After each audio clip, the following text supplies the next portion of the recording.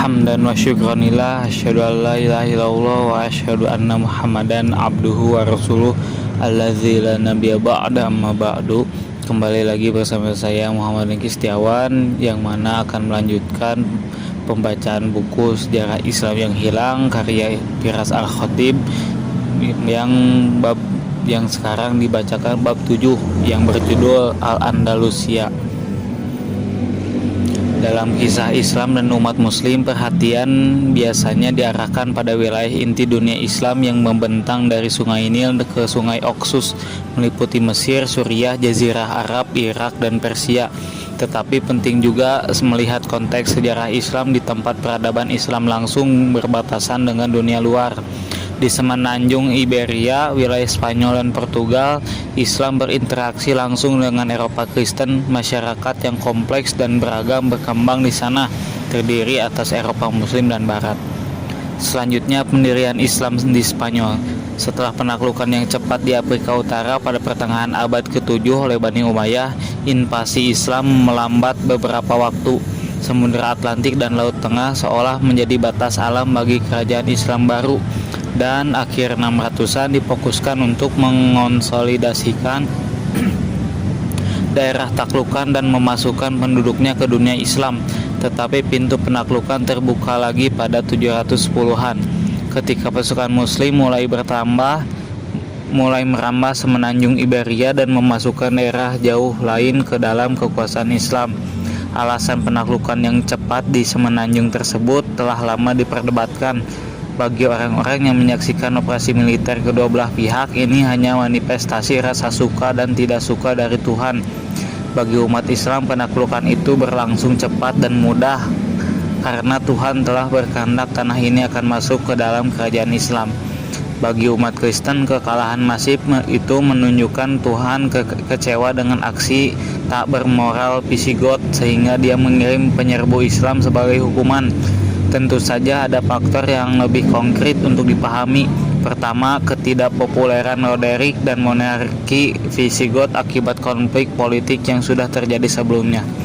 Sebagian aristokrat gagal mendukung raja dalam menghadapi invasi dari Afrika, dan saat perang Guadalete desersi tentara serta bangsawan membantu membalikan keadaan.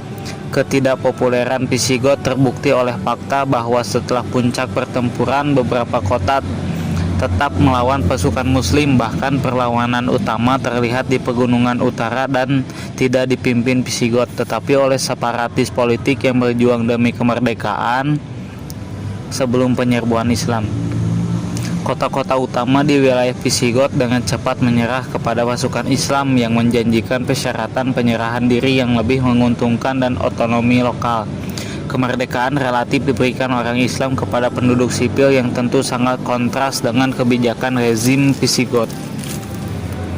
Setelah penaklukan, dimulailah pemukiman Islam. Pola pemukiman di sini berbeda dari sebagian Timur Tengah yang menempatkan pasukan di kota Garnisun yang diorganisasikan oleh otoritas Rashidun dan Umayyah.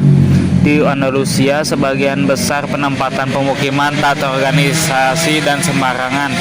Umat muslim pun tak membatasi diri di kota Garnisun dan malah memilih menjadi pemilik tanah di seluruh semenanjung. Imigran Berber cenderung bermukim di daerah utara dan barat, mencari area pengembalaan seperti daerah asal mereka di Afrika Utara. Suku Arab yang datang ke Andalusia kebanyakan berasal dari Yaman dan sudah lama bertani. Oleh karena itu, mereka kebanyakan bermukim di daerah subur di selatan dan di kota-kota utama seperti Cordoba, Valencia, dan Zaragoza. Baik suku Arab maupun Berber banyak yang menikahi penduduk lokal dan akhirnya menciptakan masyarakat unik baru yang menggabungkan aspek budaya Arab, Berber, dan Hispanik. Selanjutnya, penguasa Umayyah. Dalam beberapa dekade pertama pemerintahan Islam, Andalusia tak lebih dari sekedar provinsi jauh dan sepi dari Kekhalifan Umayyah yang luas. Keadaan berubah pada 750-an saat Abbasiyah berhasil menggulingkan keluarga Umayyah di Suriah. Sebagian besar anggota keluarga Umayyah dipenjara atau dihukum mati. Salah seorang Umayyah muda berhasil lolos dari pembunuhan.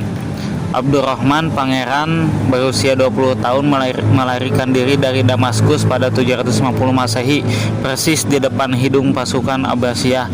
Ia memulai perjalanan epos melintasi dunia Islam untuk mencari bantuan dan dukungan setelah seluruh keluarganya mati. Ibunya seorang Berber sehingga ia mencari bantuan di tanah asal Berber di Afrika Utara. Selalu selangkah di depan tentara pengejar Abbasiyah, akhirnya ia mendapatkan dukungan bagi keluarga Umayyah di Andalusia.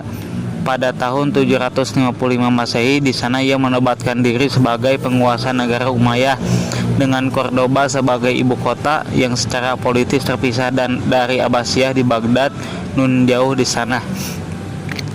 Perjalanannya dari Suriah ke daerah barat yang jauh membuatnya mendapat julukan Al-Dakhil, sang imigran. Emirat Umayyah yang didirikan Abdurrahman Ad-Dakhil menjadi kawah percampuran budaya selama berabad-abad setelah kekuasaannya. Orang-orang dari dunia Islam terus berimigrasi ke sini dengan membawa aspek budaya tempat asal mereka. Selain itu, sebagian besar penduduk asli Hispanik masuk Islam pada akhir 800-an dan awal 900-an.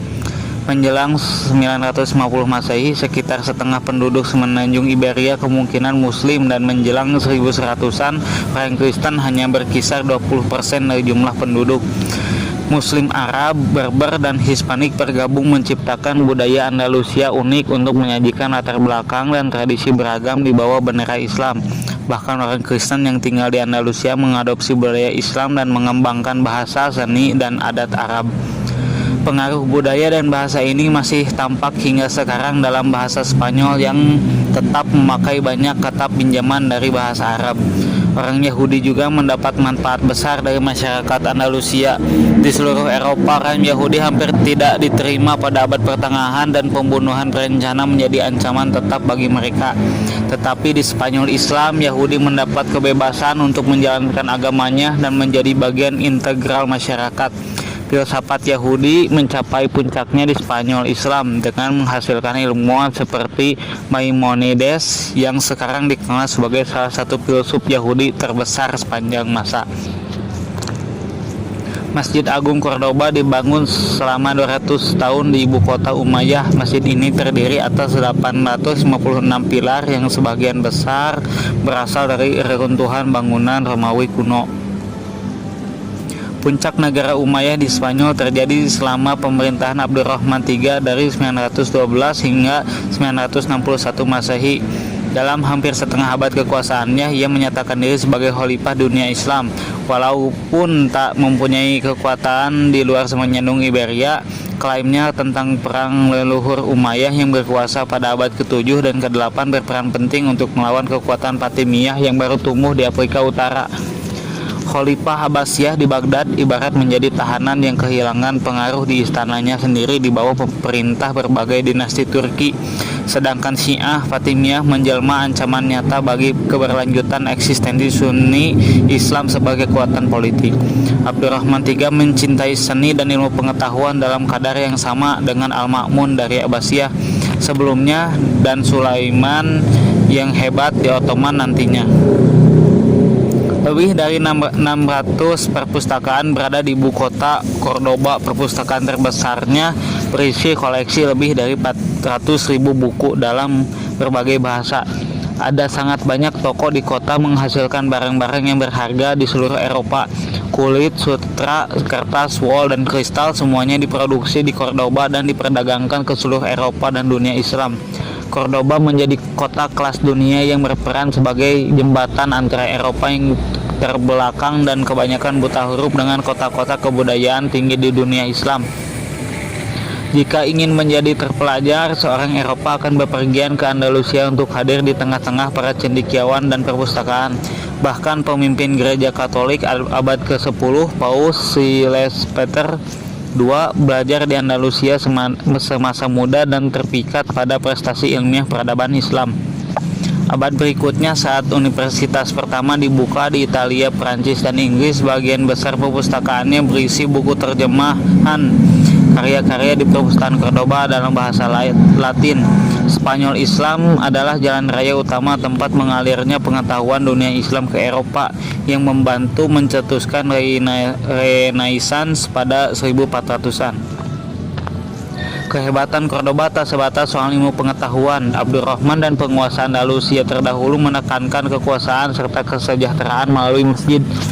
Selain istana yang luas dan indah, contoh terbaik Masjid Agung Cordoba. Awalnya masjid ini dibangun Abdurrahman Al-Dakhil, kemudian diperluas berkali-kali pada 800-an dan 900-an Masehi, hingga akhirnya menjadi bangunan luas yang mampu menampung ribuan jamaah. Pilar-pilar yang menjadi cirinya menyangga dua tingkat lengkungan yang terbuat dari batu merah dan putih, menjadikannya keajaiban arsitektur yang hanya dapat disaingi Hagia Sophia di Konstantinopel. Tak seperti lukisan dan patung di gereja Kristen, desain kaligrafi dan bentuk geometris menjadi corak utama impresi artistik di seluruh gedung. Ayat-ayat Al-Quran tertulis dalam huruf kufik kaligrafi Arab menutupi dinding masjid, menunjukkan keyakinan Islam bahwa Al-Quran adalah bentuk tertinggi ekspresi sastra sehingga pantas berada di masjid terindah. Prestasi arsitektural juga dicapai di wilayah sekuler saat Abdurrahman III membangun kota istana raksasa di luar Cordoba, Madinah Al-Zahra atau kota yang indah. Inilah Versailles pada masanya memikat para pengunjung dari tempat yang jauh dengan misi diplomatik ke ibu kota Andalusia. Semua ini membuat Cordoba mendapat julukan dari seluruh Eropa sebagai perhiasan dunia. Akan tetapi sayangnya bagi penduduk Andalusia, keindahan dan penekanan pada pengetahuan memberikan beberapa konsekuensi negatif. Semangat perang awal yang tampak dalam penaklukan cepat di semenanjung ini dan invasi ke wilayah Frank mulai surut setelah penduduk kota mulai hidup nyaman. Penguasa Cordoba kesulitan mengumpulkan para pria dari kota dan desa untuk bergabung dengan pasukan pemerintahan memerangi kerajaan Kristen di utara. Penduduk Andalusia merasa senang, terlena, dan tak ingin meninggalkan kenyamanan hidup untuk mempertahankan Spanyol Islam. Kelesuan penduduk merambat hingga tingkat pemerintahan. Menjelang awal abad ke-11, perebutan kekuasaan di antara keluarga Umayyah dan pendukungnya umum terjadi. Bukannya fokus menghadapi musuh dari luar, para elit mengarahkan usahanya untuk melenyapkan faksi saingan dalam Cordoba. Kelompok-kelompok yang berebut kekuasaan terlalu bernafsu mendaftar pasukan Kristen dari utara dan Berber dari Afrika untuk mendukung maksud mereka. Pada 1009, Sulaiman II menggulingkan anggota Bani Umayyah yang lain dengan pasukan yang hampir semuanya berasal dari Kastilian dan Berber. Ia menyerbu Cordoba dan menyatakan diri sebagai khalifah. Hal ini menimbulkan serangan balas dendam, lalu penyerangan kembali pada tahun berikutnya. Masyarakat yang toleran dan stabil pada abad ke-10 segera tenggelam dalam lumpur perebutan kekuasaan dan perang sipil. Sepanjang 1010-an hingga 1020-an Masehi, persatuan politik Andalusia bubar menjadi banyak negara bagian masing-masing disebut Taifah yang saling bersaing. Selanjutnya, periode Taifah dan reformer Berber. Periode Taifah di Andalusia berlangsung pada abad ke-11. Kata Taifah yang jamaknya Tawaif bersumber dari Quran yang memperingatkan Muslim untuk menciptakan perdamaian di antara dua Tawaif atau pihak yang bersengketa. Tetapi perdamaian dalam periode ini merupakan barang mewah. Persaingan etnis antara Arab Berber dan Muslim Iberia menjadi pusat konflik sejak raja-raja kecil di seluruh semenanjung bersaing menggantikan Bani Umayyah yang sudah jatuh. Kota-kota yang pernah menjadi bagian penting negara bagian Umayyah seperti Cordoba, Sevilla, Toledo, Granada, dan Zaragoza menjadi kerajaan kecil merdeka yang terus-menerus berperang. Andalusia yang dulu pernah makmur segera hancur menjadi puing saat perang saudara puluhan tahun membinasakan negeri tersebut. Penulis pada zaman itu seperti Ibnu Hazm yang ahli hukum, ahli sejarah, dan filsuf meratapi kehancuran tanah, pertanian, dan desa yang tenang oleh pasukan yang saling bersaing. Ketika para raja Toipa berperang demi meraih kekuasaan atas Andalusia, hasilnya sungguh disayangkan dan sangat ironis bagi Islam di Iberia. Satu-satunya pemenang dalam periode Toipa adalah negara bagian Kristen Utara. Sejak penaklukan awal Iberia, awal 700-an Masehi, bagian paling utara semenanjung ini tak terjangkau dalam kendali Islam. Beberapa negara Kristen terdiri setelah penaklukan dan dilindungi dataran tinggi pegunungan. Dengan mudah mereka menjauhkan diri saat Andalusia menjadi negara kesatuan. Tetapi ketika Andalusia terpecah belah, raja-raja Kristen pun mengambil keuntungan. Banyak raja Toipa yang meminta bantuan pasukan Kristen dan dalam konflik melawan sesama muslim. Tindakan semacam ini dipandang sebagai skandal oleh masyarakat Islam awal dan orang-orang soleh saat itu. Tetapi bagi raja-raja Toipa, kekuatan dan kendalilah yang paling penting, tak peduli apapun ideologinya. Dengan ikut campur dalam peperangan antar muslim, negara-negara Kristen seperti Castile, Leon, dan Navarre mampu meningkatkan kekayaan dan wilayahnya sendiri atas biaya orang Islam. Dalam satu kesempatan, Toipa Toledo membayar sejumlah besar uang kepada kerajaan Navarre untuk menyerang Zaragoza. Sementara itu, kubu yang diserang membayar Kastil untuk menyerbu daerah pedalaman Toledo, membasmi penduduknya dan merampasnya demi kemakmuran sendiri. Orang Islam membayar orang Kristen untuk menyerang dan melemahkan orang Islam lain di dalam sejarah hitam Andalusia. Hasilnya berupa hilangnya tanah yang luas serta tumbuhnya militer dan ekonomi negara-negara Kristen Spanyol. Hancurnya Toledo pada tahun 1985 oleh Kastil menjadi kehilangan simbolik dan strategis yang penting karena terletak di tengah-tengah Iberia. Kejatuhan Toledo bermakna bahwa kekuatan Kristen kini dapat langsung mengancam negara Toipa manapun, bahkan yang jauh di selatan. Baru saat itulah para raja Toipa sadar mereka tidak dapat bertahan melawan raja Kristen lebih lama lagi dan mulai meminta bantuan dari dunia Islam lainnya. Pertolongan itu datang dalam bentuk gerakan Puritan dari Afrika yang dikenal dengan nama Murabitun. Gerakan Murabitun didirikan di gurun Maroko di sepanjang rute perdagangan yang menghubungkan Afrika Utara dan kerajaan-kerajaan kaya di Afrika Barat. Penduduk di sana adalah orang Berber yang telah masuk Islam berabad-abad lalu setelah penaklukan Islam di Afrika Utara pada tahun 600-an. Menjelang abad ke-11, hampir seluruh suku Berber bernama Islam, namun banyak dari mereka berpegang pada keyakinan dan peribadahan pra-Islam. Aliansi suku pra-Islam sungguh kuat, tak seperti persaingan suku Arab pra-Islam di Jazirah Arab. Salah satu ahli teologi Berber, yaitu Abdullah bin Yasin, berusaha membawa masyarakat Berber lebih dekat dengan Islam tradisional pada pertengahan abad ke-11. Ia menamakan gerakannya Murabitun yang berarti orang-orang yang berpegang teguh, mengutip ayat Quran yang menuntut muslim untuk berpegang teguh di jalan Allah. Bahasa Spanyol dan Inggris menyebutnya sebagai dinasti Almoravid yang namanya dikenal hingga sekarang. Pada dasarnya gerakan ini sederhana, sesuatu yang membuatnya kian populer, yaitu Ibnu Yasin mendeklarasikan bahwa Murabitun punya tiga tujuan: memperjuangkan kebenaran, mencegah ketidakadilan, dan menghilangkan pajak-pajak yang tak islami. Gerakan Murabitun berkembang dengan pesat sepanjang abad ke-11 tanpa penaklukan. Pesan mendasar dan gaya hidup sederhana Murabitun tampak menarik suku Berber. Hal ini mengingatkan akan kesederhanaan dan kelugasan Nabi Muhammad. Sama seperti banyak orang Arab menerima Islam dengan sukarela pada abad ke-7, sebagian besar suku Berber bergabung dalam persekutuan Murabitun tanpa paksaan. Menjelang 1180-an, gerakan ini meluas dari Afrika Utara ke daerah kaya Ghana di Afrika Barat. Pertumbuhannya yang cepat dari gurun Sahara memperlihatkan perbedaan yang mendasar dari Islam Spanyol. Saat peradaban Islam mapan sudah ada di Andalusia selama ratusan tahun, gerakan Murabitun menjauh dari kekayaan dan kemewahan kehidupan kota. Para pejuang Berber tangguh dan siap bertempur. Inilah sifat yang diperhatikan oleh raja-raja Toipa kecil di Andalusia. Saat Reconquista Kristen mengancam eksistensi Spanyol Islam, para raja Toipa memohon bantuan kepada Murabitun.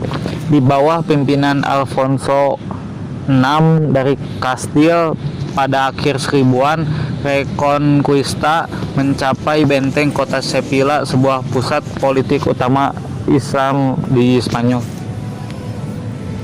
Maka Raja Sevilla bersama para pemimpin Islam yang sering bertengkar di Iberia mengirim pesan kepada Murabitun atas nama Persatuan Islam untuk melawan Kristen sebagai musuh bersama.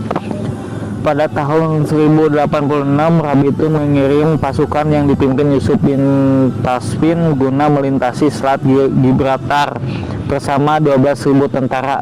Ibnu Ziyad menyeberangi selat yang sama untuk menaklukkan Iberia di bawah kekuasaan Islam 375 tahun sebelumnya. Sekarang Ibnu Tasfin melakukan hal yang sama untuk memastikan agar tetap seperti itu.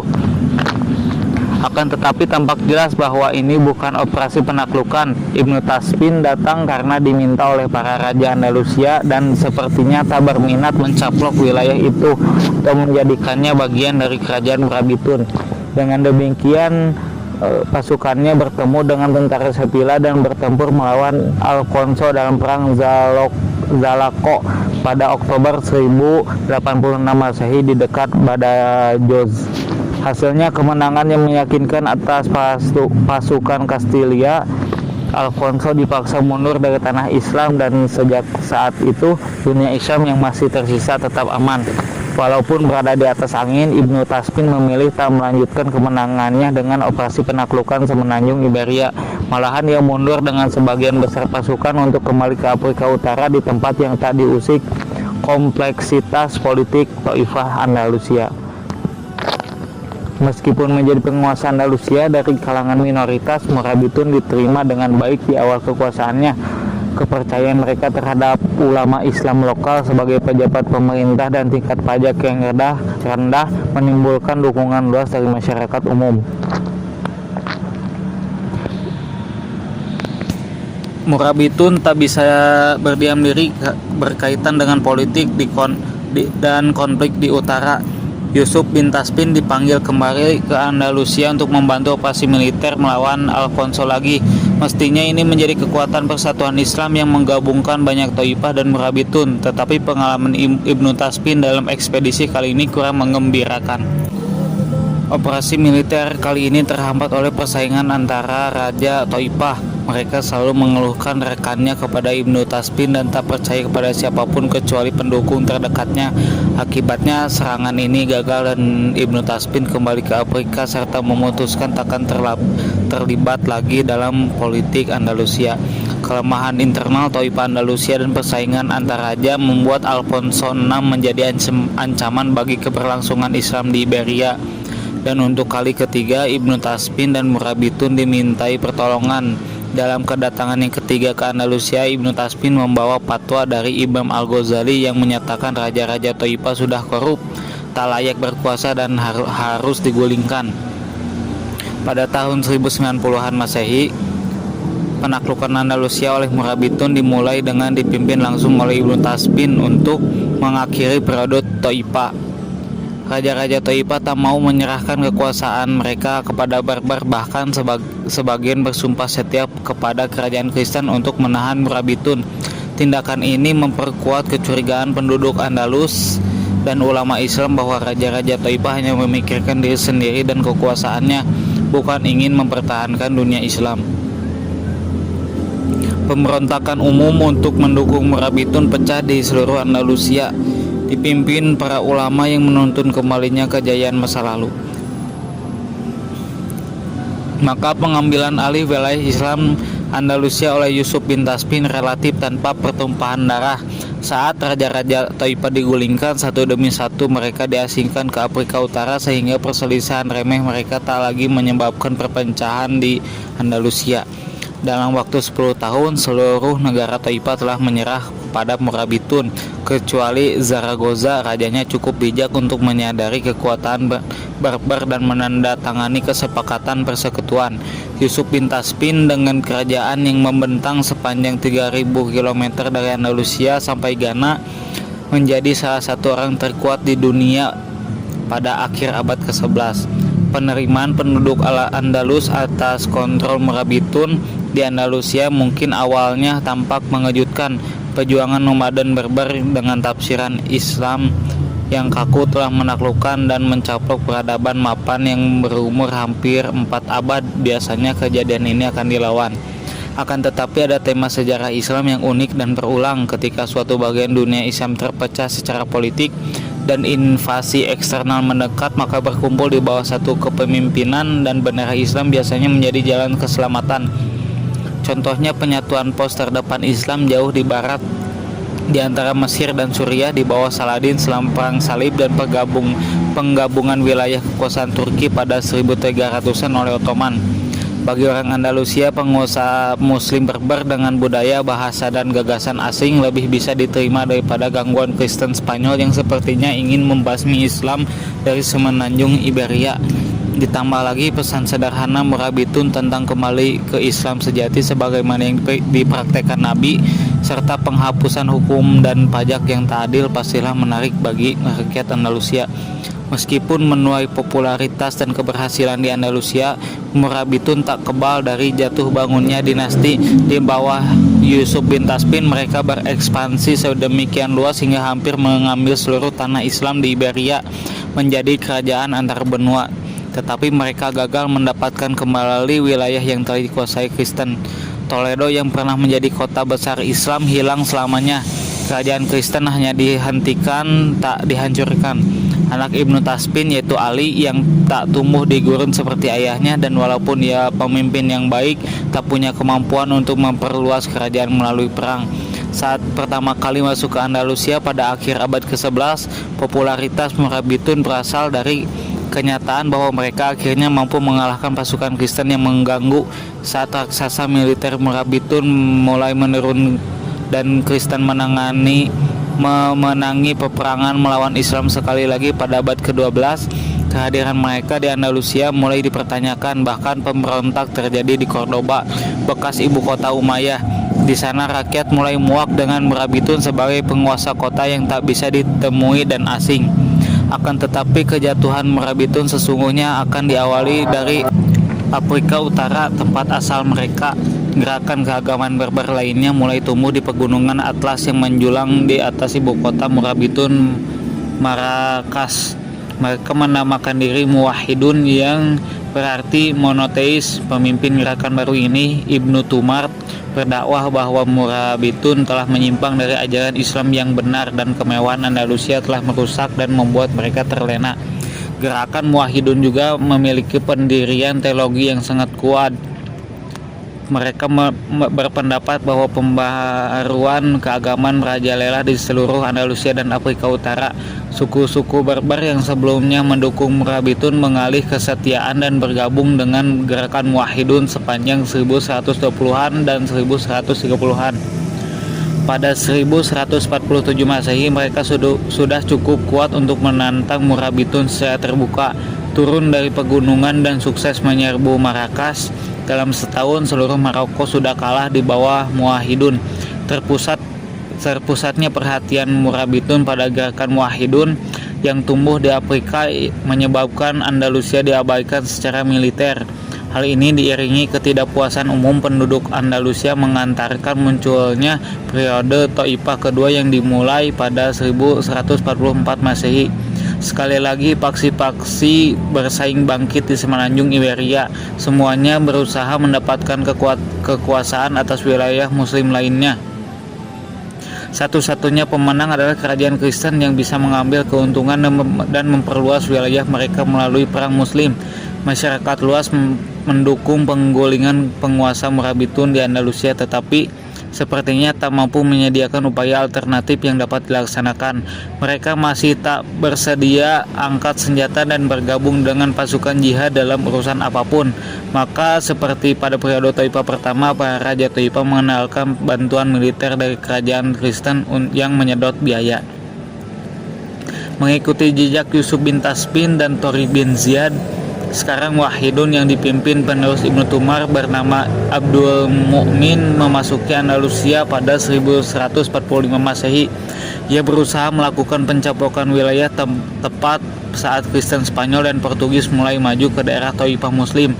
Dalam 1 tahun, Malaga dan Sevilla ditaklukkan. Pada 1150 Masehi, Cordoba dan Jaén direbut dari Raja Taifahnya. Menjelang wafatnya Abdul Mukmin pada 1163 Masehi, seluruh sisa Spanyol Islam menjadi bagian kerajaan Muwahhidun.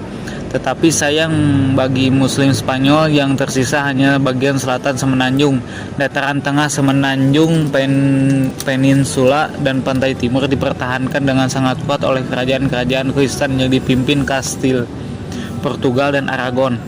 Prestasi dan kerajaan besar yang dibangun Muslim Spanyol selama era Umayyah menjadi kemenangan yang tak mungkin ditiru. Sekarang jelas bagi penduduk Andalusia bahwa momentum di Semenanjung ini mendukung Kristen, dan prioritas utama mereka bukanlah membangun kota besar serta memajukan pengetahuan, melainkan mempertahankan diri dari serangan gencar Kristen. Kedatangan Muwahhidun mendorong kebangkitan Islam. Andalusia memusatkan perhatian pada ibadah Islam.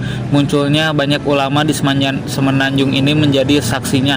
Mungkin yang paling termasyhur di antaranya adalah Ibnu Rushd, yang dikenal sebagai Averroes di Eropa, seolah membangkitkan kembali cendekiawan Muslim terdahulu pada masa keemasan. Ia seorang serba bisa yang menulis tentang berbagai topik dari filsafat, fisika, hingga psikologi. Sumbangannya yang paling langgang di bidang fikih, walaupun mengikuti mazhab Maliki, sebagian umumnya orang Afrika Utara dan Andalusia. Ia mengarang ensiklopedia perbandingan fikih berjudul Bidayatul Mujtahid wa Nihayatul Muqtasid. Berabad kemudian, buku ini tetap menjadi salah satu buku fikih utama yang memerinci perbedaan pendapat dari banyak mazhab dalam Islam. Mistikus Ibnu Arabi dan Abul Hasan al-Sodili juga muncul selama dinasti Muwahhidun. Mereka berusaha menginspirasi Muslim secara spiritual untuk memperbaiki hubungan dengan Tuhan. Tak diragukan lagi, ini merupakan reaksi atas iklim politik yang suram di Andalusia dan Afrika Utara. Muwahhidun sebagian besar mengikuti pola yang sama dengan Murabitun. Keduanya muncul dari lingkungan gurun yang keras di Maroko. Mereka berusaha memperbaiki hal-hal yang dipandang sebagai penyakit sosial dan kelemahan politik di wilayah itu. Keduanya menahan rekonquista Kristen di Iberia, dan keduanya melemah saat generasi penerus kehilangan semangat dan dorongan yang dikembangkan nenek moyangnya di gurun Afrika Utara.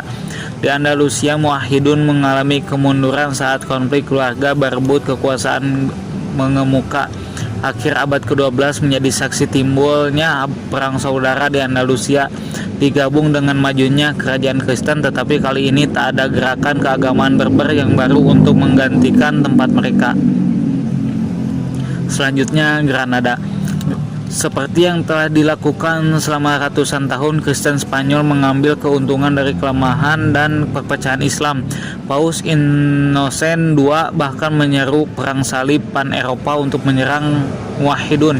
Pada 1212, para ksatria Spanyol, Portugis, dan Prancis dan Inggris berkumpul di dekat rangkaian pegunungan Sierra Morena yang menjadi batas antara kekuasaan Islam dan Kristen di Iberia. Di bawah pimpinan Alfonso VIII dari Kastil, pasukan perang salib berhasil melintasi pegunungan untuk menyerang serombongan besar pasukan Muwahhidun. Di perang Las Navas de Tolosa atau Al-Uqab, menurut umat Muslim, kekuatan Islam benar-benar habis. Lebih dari 100.000 korban perang dari kubu Muslim membuat tulang punggung kekuatan Muwahhidun patah. Alasan kekalahan peperangan itu tak sepenting akibat bencana tersebut.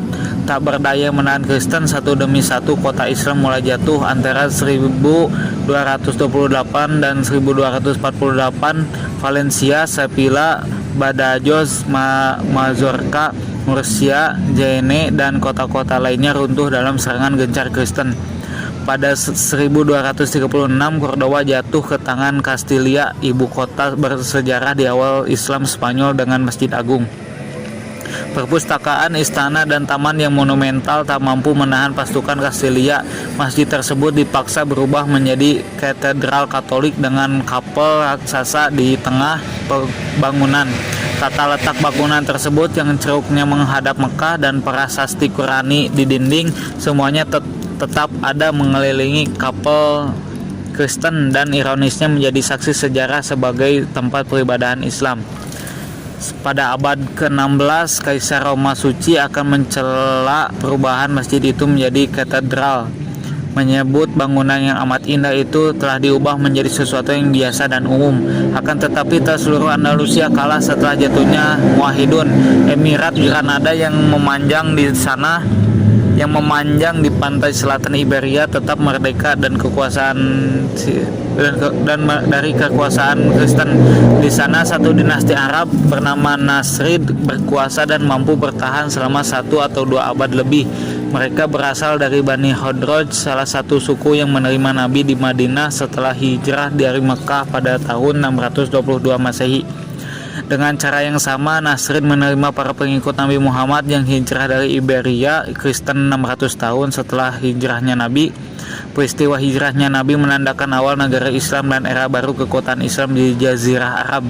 Tetapi kedatangan umat Islam di Granada menandakan akhir kekuasaan Islam di semenanjung Iberia. Inilah negara bagian Islam yang tersisa dari Andalusia. Akan tetapi Nasrid di Granada tak pernah benar-benar independen. Mereka hanya bisa lolos dari pencaplokan dengan membayar upeti ke Kastilia setelah jatuhnya Muwahhidun. Pola politik kotor Toifah yang menghadap-hadapkan negara Islam satu sama lain untuk mempertahankan diri pun muncul kembali. Dengan perpecahan seperti itu, karena kegunaannya di mata Kastilia, Granada bisa lolos dari pencaplokan. Granada menjanjikan pada Kastilia bantuan militer dan upeti emas yang berasal dari tambang kaya di Mali, Afrika Barat.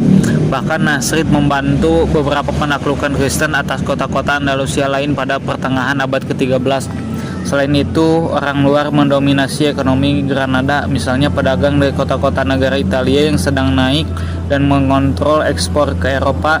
Perdagangan dua arah dengan dunia Islam lainnya hampir tak ada. Hanya Kristen Eropa yang mendapatkan manfaat dari sumber daya Granada yang perlahan mengering. Sistem semacam ini jelas-jelas tak akan bertahan lama. Meskipun dalam posisi bertahan di pinggir selatan Iberia pada akhir kemunduran yang panjang dan mengembarkan tradisi Islam dalam arsitektur yang indah serta megah, berhasil mendirikan monumen terakhir bagi Islam Spanyol. Alhambra menjadi benteng pertahanan yang terletak di atas karang dengan pemandangan ke kota Granada. Benteng ini berfungsi selama ratusan tahun sebelum kebangkitan Nasrid. Para emir Granada memilih mengembangkan dan memperindah benteng tersebut dengan istana sebagai istana. Dan seiring gelombang kedatangan Muslim dari seluruh Andalusia, istana tersebut menjadi contoh sempurna tentang seluruh sejarah artistik Islam Spanyol. Lengkung, tapal kuda Umayyah, serta pola geometris Murabitun dan Muwahhidun yang terkenal dilengkapi inovasi Granada dan arsitektur Kristen baru berpadu menciptakan bagian puncak yang unik. Taman, air mancur, dan serambi bertiang menciptakan lingkungan yang mengingatkan pada kota-kota Andalusia yang telah jatuh seperti Cordoba dan Sevilla. Akan tetapi Alhambra lebih dari sekadar replika monumen sebelumnya. Istana ini juga menciptakan gaya yang sepenuhnya baru yang kemudian ditiru Eropa dan dunia Barat. Alcazar dan dari Sevilla yang dibangun sebagai istana kerajaan oleh Kastilia tak lama setelah Alhambra, meniru mentah-mentah gaya istana Nasrid, termasuk taman, halaman dalam, dan lengkungannya. Sekolah dan masjid di seluruh Afrika Utara juga mendapatkan inspirasi dari Alhambra, menjadikannya warisan arsitektural selama berabad-abad. Mungkin ciri Alhambra yang paling mengejutkan adalah semboyan Emirat Granada yang diplester di seluruh dinding. Wala ghalib illallah, yang berarti tiada pemenang selain Allah. Ini semboyan yang pas bagi sebuah negara bagian yang menampilkan sisa-sisa peradaban di Andalusia. Bahkan saat musuh mengepung Granada yang rentan, semboyan tersebut mengingatkan bahwa keimanan mereka kepada Tuhan Yang Maha Kuasa tak dapat dikalahkan meskipun terjadi kemunduran politik di semenanjung itu. Mungkin yang paling ironis adalah kenyataan bahwa slogan tersebut tetap terpasang di dinding bahkan setelah Raja Kristen yang menang mendiaminya pada 1492 Masehi. Saat Granada menyongsong ujung masa keemasan Andalusia, lingkungan politik di sekitar terus melemahkannya sehingga membawanya pada kehancuran. Ancaman Kastilia pada Nasrid di utara tetap menjadi masalah. Upeti tahunan hanya memperkuat negara Kristen dan melemahkan Granada. Sementara itu, dinasti Marinid Berber yang menguasai Afrika Utara juga muncul sebagai ancaman sehingga Granada dikelilingi negara-negara yang memusuhinya. Toh di tengah lingkungan yang tak mendukung, Granada bisa bertahan menghadapi kemajuan Kristen. Granada dapat bertahan dengan sangat kuat karena dilindungi rangkaian pegunungan dan banyak benteng bertebaran di wilayahnya. Emirat Granada pun mampu lolos dari penaklukan yang telah menjatuhkan Andalusia. Akan tetapi bukan invasi eksternal yang membawa akhir bagi Islam Spanyol, melainkan perselisihan internal. 1480-an adalah tahun intrik istana dan konflik keluarga. Emir Granada Abul Hasan digulingkan dan diasingkan oleh anaknya sendiri, yaitu Abu Abdallah Muhammad 12 pada tahun 1482 Masehi. Muhammad 12 yang dikenal sebagai Bo Abdil oleh orang Spanyol dinyatakan sebagai pemberontak terhadap Tuhan oleh golongan ulama Granada.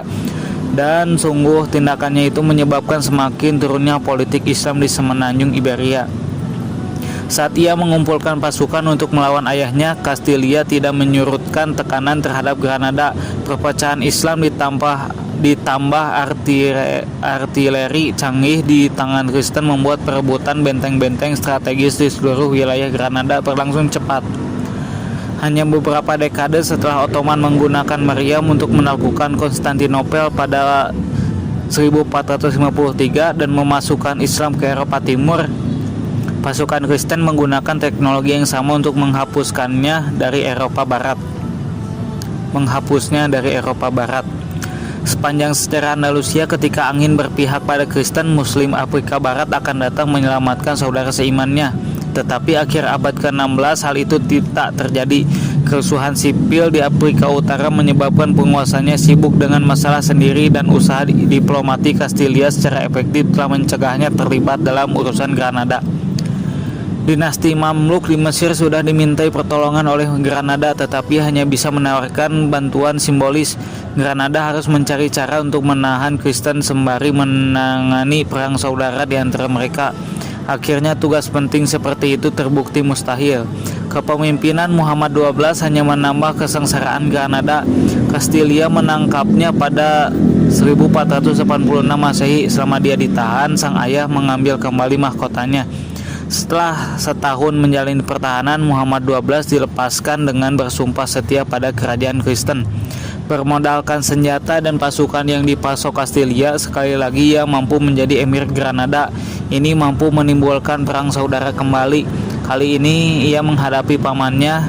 Ia berjanji tak terlibat dalam perang antara Castilla dan pamannya ketika sebagian besar Emirat Granada ditaklukkan Kristen. Menjelang 1490 Masehi, Granada satu-satunya kota tersisa yang masih diperintah oleh Muslim di semenanjung Granada.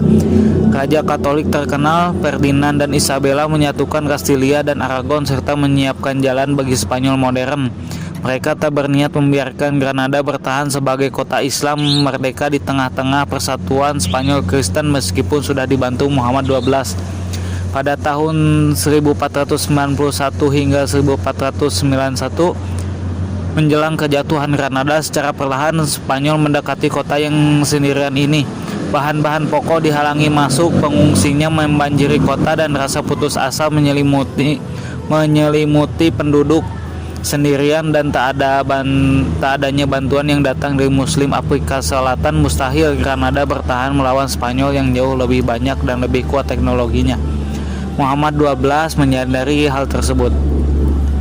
Maka pada 25 November 1491 ia mengutus wazirnya untuk merundingkan syarat-syarat penyerahan pada monarki Katolik. Pada 1 Januari 1492 secara resmi Granada berpindah tangan ke Spanyol. Muhammad XII menyerahkan kunci gerbang kota tersebut dan Alhambra pada sang penakluk pada pagi hari. Sehingga ketika penduduk kota terbangun, mereka menyaksikan bendera yang menyatakan dan tak ada kemenangan selain Tuhan yang berkibar di Alhambra diturunkan kali terakhir saat bendera Castilla menggantikannya. Bagi pihak Kristen, inilah pemenuhan yang menggembirakan setelah perjuangan selama 1 abad untuk mengkristenkan Semenanjung Iberia. Bagi penduduk muslim, inilah akhir negara yang paling tercerahkan, makmur dan kuat yang pernah ada di dunia. Bagi sang emir yang ditaklukkan, yang ketidakmampuan politiknya langsung membangun hilangnya potongan Andalusia terakhir, pengasingan telah menunggu. Legenda menceritakan saat ia keluar dari kota, ia menengok ke belakang untuk kali terakhir dan mulai menangis. Ibunya mencela, mengucapkan kalimat yang terkenal, "Jangan menangis seperti perempuan atas apa yang tak dapat kau pertahankan sebagai laki-laki." Selanjutnya, Morisco. Sejarah politik Andalusia berakhir pada 1492 Masehi, tetapi ini bukanlah akhir dari penduduk Islam Spanyol. Masih ada sekitar 500 hingga 600 ribu muslim dari total penduduk 7-8 juta di seluruh semenanjung Iberia. Sebagian besar berada di bekas Emirat Granada. Tak mungkin bagi monarki Katolik untuk memaksa keluar orang sejumlah itu dalam waktu singkat. Banyak wilayah di seluruh Iberia yang masih bergantung kepada penduduk muslim untuk menjalankan ekonomi lokalnya. Pada 1492 Masehi, pemerintahan Spanyol mengusir seluruh orang Yahudi dari tanahnya. Sultan Bayezid II dari Ottoman memerintahkan agar militer dan gubernurnya menerima pengungsi Yahudi dari Spanyol. Sejumlah besar komunitas Yahudi keturunan pengungsi Yahudi Spanyol tetap bertahan di Istanbul hingga abad ke-20. Selain itu, Spanyol tak punya cukup warga untuk mengisi kota yang dikosongkan. Malahan awalnya Ferdinand dan Isabella mengambil pendekatan yang toleran terhadap minoritas muslim. Umat muslim memang kehilangan beberapa kedudukan sosial karena sekarang penguasanya berbeda agama, tetapi mereka mendapat kebebasan untuk melanjutkan ibadah sesuai keyakinan di bawah monarki Spanyol. Tak berarti Kristen tidak berusaha mengajak orang Islam pindah agama. Setiap orang Islam yang sukarela berpindah agama akan mendapat kucuran hadiah, emas, kuda, dan barang berharga lainnya. Ini membuat sejumlah besar orang Islam masuk Kristen pada tahun-tahun setelah 1492 Masehi.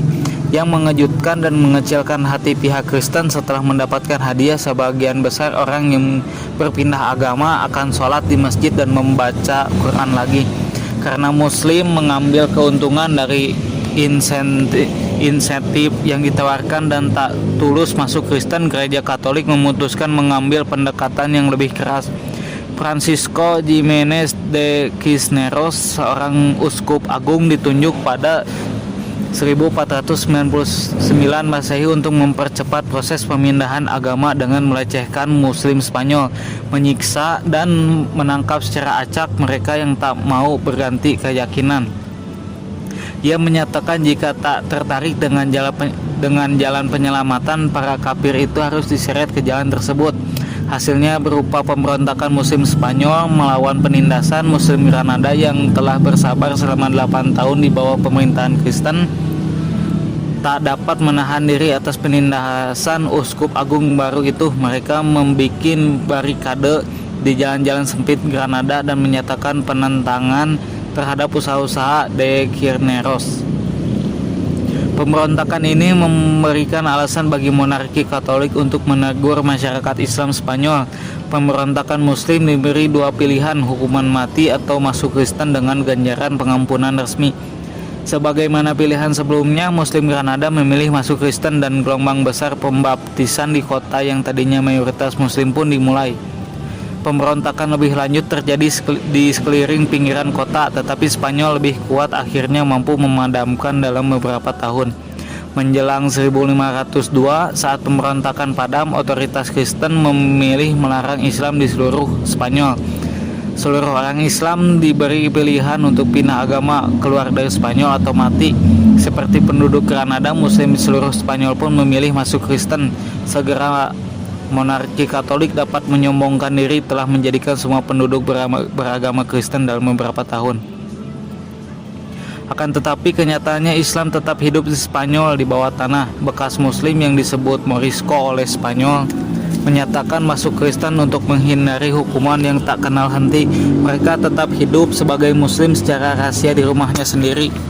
Otoritas Spanyol mungkin mencurigai Morisco tak tulus masuk Kristen, maka mereka menetapkan banyak hukum sebagai bagian dari Inkuisisi Spanyol sepanjang awal 1500-an untuk membersihkan Morisco dari masa lalu Islam mereka.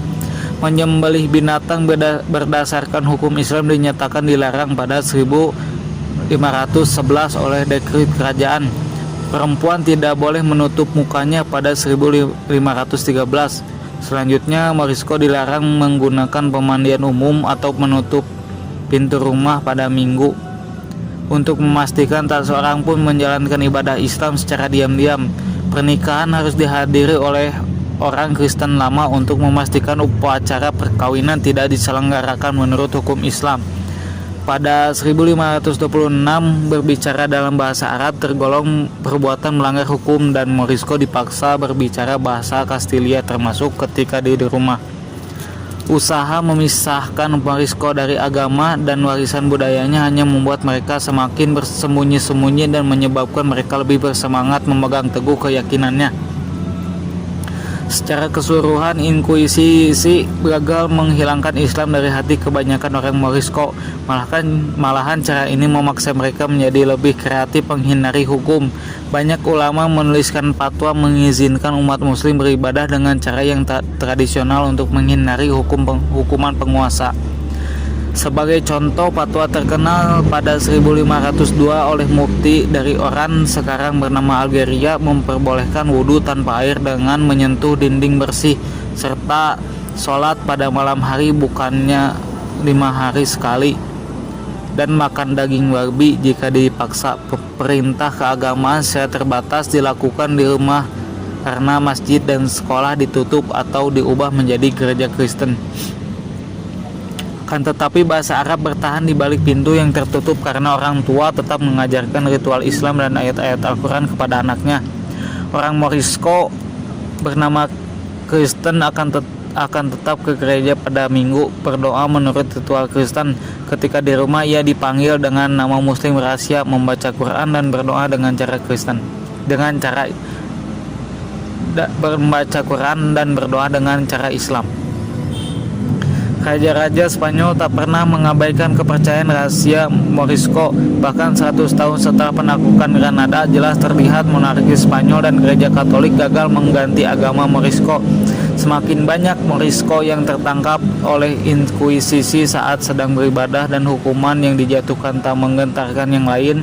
Raja Philip III yang sangat dipengaruhi pendeta Katolik garis keras memutuskan untuk mengusir seluruh Morisco keluar dari Spanyol. Meskipun protes dari aristokrat merebak di seluruh Spanyol karena menganggap pengusiran Morisco mengganggu perekonomian, dampak dekret kerajaan itu terasa pada tahun berikutnya. Seluruh desa Morisco dikosongkan, penduduknya dipaksa ke pantai, tempat kapal-kapal dari Eropa menunggu untuk membawa mereka ke Afrika Utara. Morisco diizinkan membawa barang milik mereka sebanyak mungkin, tetapi Spanyol menyita tanahnya. Anak di bawah umur 4 tahun tidak diusir tetapi diambil dari keluarganya untuk dipelihara sebagai anak Kristen. Di selatan Spanyol sekali lagi terjadi pemberontakan. Pengusiran ini berarti Morisco yang menyamar sebagai Kristen tak perlu takut lagi menyatakan diri sebagai Muslim dan menimbulkan usaha terakhir mempertahankan Islam di semenanjung ini. Kali pertama dalam 100 tahun, azan kemudian berkumandang di lembah dan pembukitan Spanyol. Sholat berjamaah yang tak pernah terlihat selama bertahun-tahun sejak kejatuhan Granada sekali lagi diadakan. Hari kejayaan Islam memang telah berlalu, tetapi para pemberontak meski dengan cepat dapat dikalahkan Spanyol mampu membangkitkan kenangan akan Andalusia dan 800 tahun sejarahnya untuk kali terakhir. Pada 1614 seluruh orang Morisco sudah pergi dan pemberontak dipadamkan. Ada laporan yang menyatakan entah bagaimana terdapat orang Morisco yang berhasil tetap tinggal di Spanyol dan terus mengamalkan ajaran Islam secara sembunyi-sembunyi selama sekian abad. Tetapi kepingan komunitas muslim ini tak lebih dari bayangan di Andalusia. Meskipun telah memberikan sumbangan bagi sejarah semenanjung Iberia dan Eropa, Islam sudah lenyap dari Spanyol. Tetapi meski mengalami kejatuhan di titik terluar barat, Islam mulai bangkit kembali di timur, tempat Ottoman akan memperkenalkan Islam kembali ke Eropa dan memimpin masa keemasan baru. Demikian yang bisa dibacakan pada bab ketujuh ini. Semoga bermanfaat dan mohon maaf apabila banyak sekali kesalahan. Aku qouli hadza wa astagfirullah li